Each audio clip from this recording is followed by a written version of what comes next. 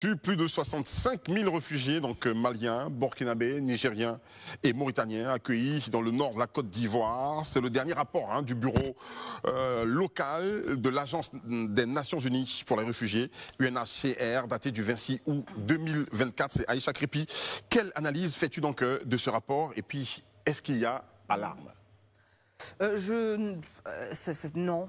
Je pense que alarme, c'est un bien grand mot. On parle de 56 686 personnes provenant du Burkina Faso, donc 51%, ce qui est quand même plus de la moitié de ceux qu'on a accueillis. Le reste est beaucoup plus modeste. Après, le pays est frontalier aussi, donc c'est un peu normal. Donc il y a 22%, pour rappel, d'étrangers en Côte d'Ivoire, ce qui est un chiffre quand même assez important. Je pense qu'il n'y a pas alarme parce que d'un point de vue humain, on doit se différencier de beaucoup de pays en ce moment, notamment en Europe, qui font polémique. Le Burkina Faso, pour rappeler les 51%, est le plus concerné. C'est un pays qui, avant tout, qui est frère. On avait quand même le même pays. Il fut un temps. On parlait de haute volta, basse volta. Il y a un point quand même sur l'insécurité à voir. J'en ai déjà parlé. On est frontalier du Burkina Faso, qui est le plus touché par le terrorisme. Il y a, si je ne me trompe pas, un projet de satellite, un satellite de surveillance notamment. Le premier satellite ivoirien qui devait être sorti pour la fin août, ça avait été annoncé. Donc j'aimerais savoir où ça en est. Je pense que c'est assez urgent parce qu'effectivement, d'autres lancent des satellites pour des raisons météorologiques ou d'autres. Nous, on a des problèmes d'insécurité. Et donc, c'est une excellente idée que d'avoir lancé comme projet de lancer. Conclusion, il y a petite alarme. J'ai pas encore fini. Finalement. Et mon dernier point, c'est qu'il faut contrôler l'immigration aussi, parce que les flux vont arriver de plus en plus, malheureusement. Et on a un problème, on en a parlé avec le visa au Maroc, on a un problème de faux documents. Si on ne l'a pas réglé et qu'on accueille de plus en plus d'étrangers, ça va être un peu plus compliqué.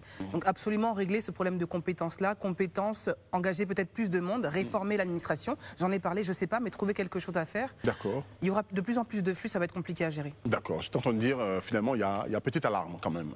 Bon, oui, l'alarme est en mode silencieux pour l'instant. D'accord, très bien. Arnaud, Boui.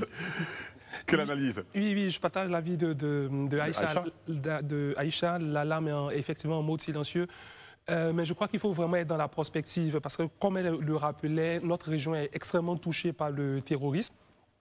On a beaucoup de déplacés à l'intérieur même de ces différents pays.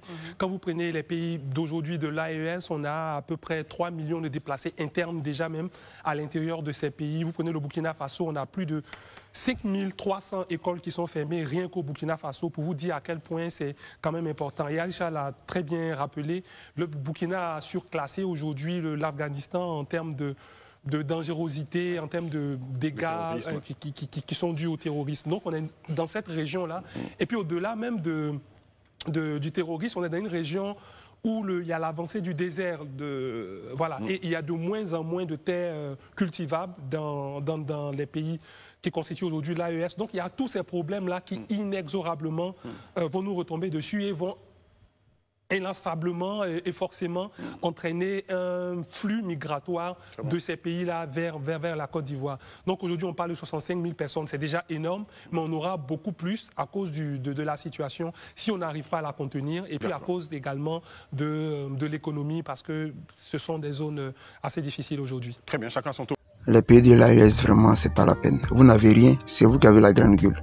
Voilà encore des flux de réfugiés vers la Côte d'Ivoire. La Côte d'Ivoire que vous insultez matin, midi, soir sur les réseaux sociaux. Aujourd'hui, voici vos réfugiés encore qui viennent. Plus de 65 000 réfugiés. Vous voyez ça? Après, c'est la Côte d'Ivoire. Après, vous accusez la Côte d'Ivoire que la Côte d'Ivoire est la base, des terreaux. Bon, voyez-vous. Si nous maintenant, si nous Ivoiriens, si les gouvernements ivoiriens maintenant prennent en considération les paroles de Ibé Kakaoula, est-ce que nous, Ivoiriens, nous pouvons accepter ces réfugiés-là sur notre sol? Non, on ne va pas le faire. Mais humainement, on sait qu'on doit au moins leur donner le minimum pour pouvoir survivre. Parce que les présidents sont incapables, les politiques sont incapables de sécuriser leur pays.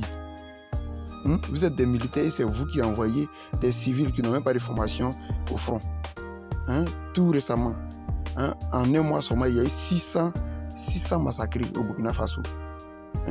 Maintenant, même le Burkina Faso est devenu plus dangereux même que l'Afghanistan.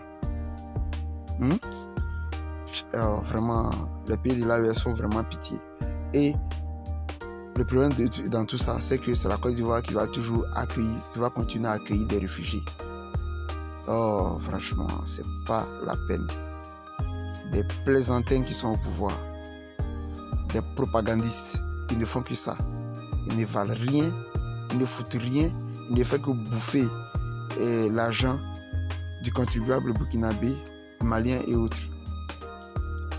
Et il y a des ânes, ces ânes-là les suivent. Ciao pour une nouvelle vidéo famille, surtout restez connectés. Côte d'Ivoire toujours.